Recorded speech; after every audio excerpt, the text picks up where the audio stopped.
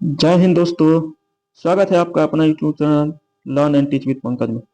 दोस्तों, आज हम लोग देखेंगे बिहार एसएससी का स्टेनोग्राफर परीक्षा 27/8/2006 में पूछा गया है उसका वन लाइनर क्वेश्चन।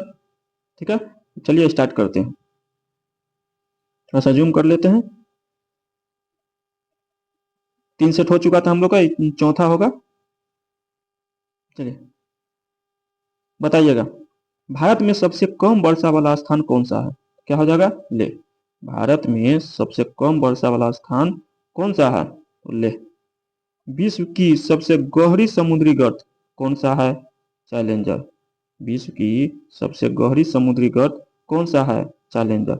ऑस्ट्रेलिया में स्थित कालगुरली किसके लिए विख्यात है? स्वर्ण उत्पादन के लिए।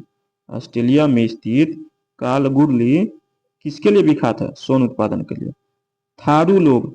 थारू लोगों का निवास स्थान कहाँ है? उत्तर प्रदेश में। थारू लोगों का निवास स्थान कहाँ है? उत्तर प्रदेश में। हाजिरा उर्वरक कारखाना किस पर आधारित है? प्राकृतिक गैस पर। हाजिरा उर्वरक कारखाना किस पर आधारित है? प्राकृतिक गैस पर। आगे देखिए, नागा अर्जुन सागर बांध किस नदी पर स्थित है? नागा अर्जुन सागर बांध किस नदी पर आधारित है? कृष्णा नदी। नागा अर्जुन सागर बांध किस नदी पर आधारित है? कृष्णा नदी। राष्ट्रीय ग्रामीण विकास संस्थान कहाँ स्थित है? हैदराबाद में। राष्ट्रीय ग्रामीण विकास संस्थान कहाँ स्थित है? हैदराबाद। भारत में किस खनिज के उत्पादन में आत्मनिर्भर है? भारत किस खनिज के उत्पादन में आत्मनिर्भर है? तो ग्रेफाइट। भारत किस खनिज के उत्पादन में आत्मनिर्भर है? ग्रेफाइट। संगमरमर क्या है? कयांती चट्टान। संगमरमर संगमरमर क्या है? कयांती चट्टान। पृथ्वी का निकटतम ग्रह कौन सा है? शुक्र। पृथ्वी का निकटतम ग्रह कौन सा है? शुक्र। महासागरों में ज्वार भाटा की उत्पत्ति के क्या कारण है? तो सूर्य और चंद्रमा के संयुक्त प्रभाव से जो होता है। महासागरों में ज्वार भाटा की उत्पत्ति का क्या कारण है? तो सूर्य और चंद्रमा के संयुक्त प्रभाव से। सुनहर किसको जोड़ती है? सुपेरियर और ह्यूरन को। सुनहर किसको जोड़ती है? सुपेरियर और ह्यूरन को। आकस्मिकता निधि को राष्ट्रपति कैसे व्यय कर सकता है? तो संसदीय स्वीकृति के पूर्व जो होता है। आकस्मिकता निधि को राष्ट्रपति कैसे व्यय कर सकता है? संसदीय स्वीकृति के पूर्व। योजना आयोग के उपाध्यक्ष किसके समक्ष होता है? तो कैबिनेट मंत्री। योजना आयोग का जो उपाध्यक्ष होता है किसके समक्ष होता है? कैबिनेट मंत्री। मुख्य चुनाव आयुक्त को पदच्युत किस प्रकार किया जाता है? मतलब मुख्य चुनाव आयुक्त को हटाया कैसे जाता है? तो संसद के दोनों सदनों के 2/3 बहुमत से प्रमाणित कदाचार के आधार पर। संसद के दोनों सदनों के 2/3 बहुमत से प्रमाणित कदाचार के आधार पर। भारतीय संविधान की प्रस्तावना में धर्मनिरपेक्ष जो शब्द है किस संशोधन द्वारा जोड़ा गया था? किसमें हो जाएगा? 42वां संविधान संशोधन 1976 में। ठीक है, आगे देखिए। संविधान निर्माती परिषद झंडा समिति के अध्यक्ष कौन थे? तो कौन था? जेबी कृपलानी। झंडा समिति का अध्यक्ष कौन था? जेबी कृपलानी। आगे देखिए, सोलिसिटर जनरल क्या है? कानूनी सलाहकार। सोलिसिटर जनरल क्या है? कानूनी सलाहकार। भारतीय संविधान में अवशिष्ट शक्तियां किसमें सन्निहित है? संसद में। भारतीय संविधान में अवशिष्ट शक्ति किसमें सन्निहित है? संसद में। राज्य के नीति निर्देशक सिद्धांत में कौन सा अनुच्छेद अंतर्राष्ट्रीय शांति और सुरक्षा से संबंधित है? अनुच्छेद 51। राज्य के नीति निर्देशक सिद्धांत में कौन सा अनुच्छेद अंतर्राष्ट्रीय शांति और सुरक्षा से संबंधित है? अनुच्छेद 51।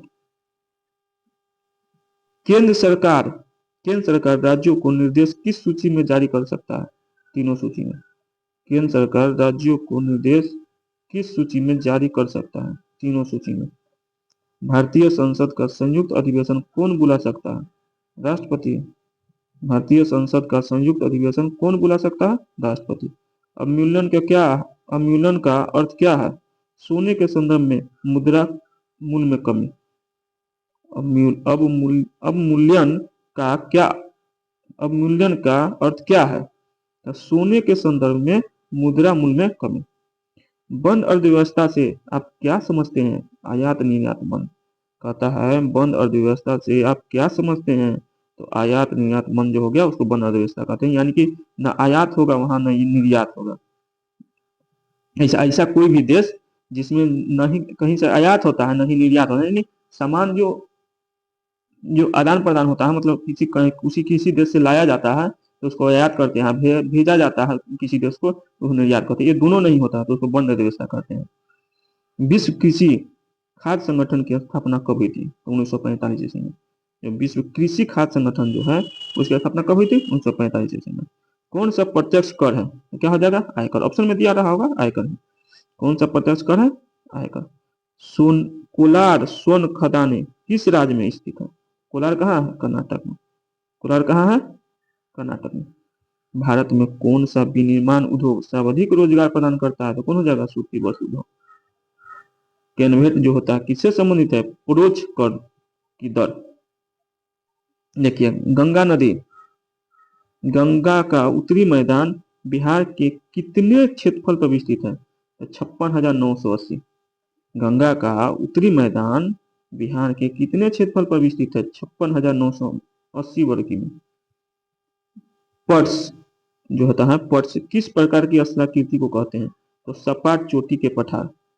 पर्स जो हो गया, पर्स किस प्रकार की स्थलाकृति को कहते हैं? सपाट चोटी के पठार। उड़ीसा राज्य बिहार से कब पृथक किया गया और नया प्रांत बनाया गया? तो कब हुआ था? 1936। यानी उड़ीसा बिहार से कब अलग हुआ था? 1936 को। बिहार में किसान सभा का गठन औपचारिक घोषणा कब की हुई थी? तो 4 मार्च 1928 को। किसान सभा का गठन कब हुआ था? 4 मार्च 1928 को। देखिए 1857 के विद्रोह के समय ब्रिटिश प्रधानमंत्री कौन था? तो पाम अस्टलिन था। 1857 के विद्रोह के समय ब्रिटिश प्रधानमंत्री कौन था? पाम अस्टलिन। नेहरू राष्ट्रभक्त है जबकि जिन्ना राजनीति, कौन कहा था? मौलाना आजाद ने। नेहरू राष्ट्रभक्त है जबकि जिन्ना राजनीति, यह कौन कहा था? मौलाना आजाद ने। महात्मा गांधी रामराज, महात्मा गांधी के रामराज के युगल सिद्धांत कौन से है? तो सत्य अहिंसा। महात्मा गांधी के रामराज का युगल सिद्धांत क्या है? सत्य अहिंसा। बहिष्कृत भारत पत्रिका किससे संबंधित है? B R Ambedkar. बहिष्कृत भारत पत्रिका किससे संबंधित है? B R Ambedkar. Hindustan social republic association की स्थापना किसने की? चंद्रशेखर आजाद ने। Hindustan socialist republic association, Hindustan socialist republic association की स्थापना किसने की? चंद्रशेखर आजाद ने। विदेश में प्रथम स्वतंत्र भारतीय सरकार किसने स्थापित किया? राजा महेंद्र लाल सिंह। विदेश में प्रथम स्वतंत्र भारतीय सरकार किसने स्थापित किया? राजा महेंद्र लाल सिंह। भारतीय राष्ट्रीय कांग्रेस का लाहौर अधिवेशन कब हुआ? 1929 में। भारतीय राष्ट्रीय कांग्रेस का लाहौर अधिवेशन कब हुआ? 1929 में। राजा सवाई जय सिंह द्वारा प्रथम वेधशाला कहाँ स्थापित की गई? जयपुर में। राजा सवाई जय सिंह द्वारा प्रथम वेधशाला कहाँ स्थापित की गई? जयपुर में। किस मुगल शासक का मकबरा भारत में नहीं है? जहांगीर। किस मुगल शासक का मकबरा भारत में नहीं है? जहांगीर। मोहम्मद गोरी के किस दास ने बंगाल और बिहार पर विजय प्राप्त की? बख्तियार खिलजी। मोहम्मद गोरी के किस दास ने बंगाल एवं बिहार पर विजय प्राप्त की? बख्तियार खिलजी। चालुक्य वंश का सबसे पहला शासक कौन था? पुलकेशिन द्वितीय। चालुक्य वंश का सबसे पहला शासक कौन था? पुलकेशिन द्वितीय। देखिए अष्ट प्रधानमंत्री परिषद, अष्ट प्रधानमंत्री परिषद किसके शासनकाल में थी? शिवाजी। अष्ट प्रधानमंत्री परिषद किसके शासनकाल में थी? शिवाजी। इब्न बतूता की भारत यात्रा किस शासक के काल में संपन्न हुआ था? मोहम्मद बिन तुगलक। इब्न बतूता की भारत यात्रा किस शासक के काल में संपन्न हुआ था? मोहम्मद बिन तुगलक। रामानुजाचार्य किससे संबंधित है? रामानुजाचार्य किससे संबंधित है? विशिष्टाद्वैतवाद से। रामानुजाचार्य किससे संबंधित है? विशिष्टाद्वैतवाद से। सल्तनत काल में अधिकांश अमीर और सुल्तान किस वर्ग के थे? तो तुर्क। सल्तनत काल में अधिकांश अमीर और सुल्तान किस वर्ग के थे? तुर्क। सांची का स्तूप किस शासक ने बनवाया था? अशोक। सांची का स्तूप किस शासक ने बनवाया था? अशोक।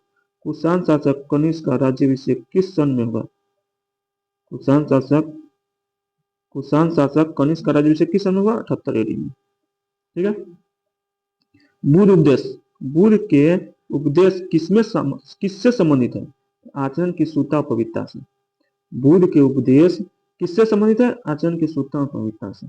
डेटम रेखा क्या है? समुद्र तल की क्षैतिज रेखा जिसमें ऊंचाई तथा गहराई की माप होती है।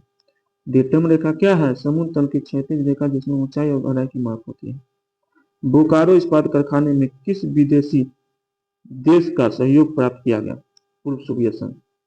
बोकारो इस्पात कारखाने में किस विदेशी देश का सहयोग प्राप्त किया गया? तो पूर्व सोवियत संघ का। विश्व का चीनी का कटोरा किसे कहते हैं? युवा हो जाएगा। विश्व में चीनी का कटोरा किसे कहते हैं? युवा। भारत के महान ज्योतिषाचार्य आर्यभट्ट का बिहार के किस नगर से गहरा संबंध है? कौन हो जाएगा? पाटलिपुत्र। भारत का महान ज्योतिषाचार्य आर्यभट्ट के बिहार के किस नगर से गहरा संबंध है? पूछा है तो पाटलिपुत्र। नालंदा विश्वविद्यालय का वैभव किसके हाथों नष्ट हुआ? बख्तियार खिलजी। नालंदा विश्वविद्यालय का वैभव किसके हाथों नष्ट हुआ? बख्तियार खिलजी। बिहार का सुख किस नदी को कहा जाता है? कोसी नदी। बिहार का सुख कोसी नदी। गंगा के दक्षिणी भाग में पुरानी जलोढ़ मिट्टी को किस नाम से जाना जाता है? गंगा के दक्षिणी भाग में जो है पुरानी जलोढ़ मिट्टी को किस नाम से जाना जाता है? कैटल कैवाल मिट्टी। कैटल कैवाल मिट्टी। गंगा के दक्षिणी भाग में पुरानी जलोढ़ मिट्टी को किस नाम से जाना जाता है? किस नाम से पुकारते हैं? कैटल कैवाल मिट्टी। बिहार में कोसी परियोजना का श्री गणेश कब हुआ? 1954 में। यानी कोसी परियोजना का शुरुआत कब हुआ था बिहार में? 1954 में। बिहार में किस वर्ष दूरदर्शन केंद्र स्थापित किया गया? दूरदर्शन कब हुआ था? 1978। बिहार में किस वर्ष दूरदर्शन का केंद्र स्थापित किया गया? 1978 में। आगे देखें। जयदेव जयदेव द्वारा लिखित प्रसिद्ध ग्रंथ कौन है? गीत गोविंद। गीत गोविंद का लेखक कौन हो गया? जयदेव। देखिए सलाल जो है सालार जंग म्यूजियम कहाँ स्थित है? हैदराबाद में। सालार जंग म्यूजियम कहाँ स्थित है? हैदराबाद में। भारत द्वारा विकसित मानव रहित यान कौन सा है? लक्ष्य। भारत द्वारा विकसित मानव रहित यान कौन है? लक्ष्य। हिंदी साहित्य में सुकुमार कवि के नाम से कौन जाने जाते हैं? सुमित्रानंद पंत। सुकुमार कवि कौन है?